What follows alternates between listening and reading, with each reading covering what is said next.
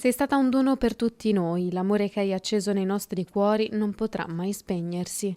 È con questo saluto che mamma Alessandra e papà Renato hanno voluto lasciare per sempre la loro piccola Viviana.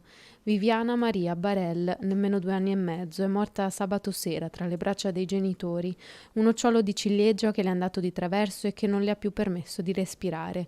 Disperati i tentativi di soccorrerla. Sul posto anche una vicina di casa, infermiera di pronto soccorso, che ha svolto le manovre d'emergenza, ma a nulla è servito.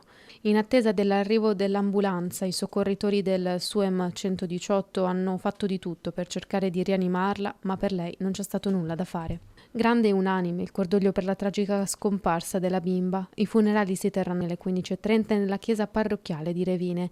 Viviana lascia la mamma, il papà, le sorelle, i nonni, gli zii e tutti coloro che le hanno voluto bene nella sua breve vita.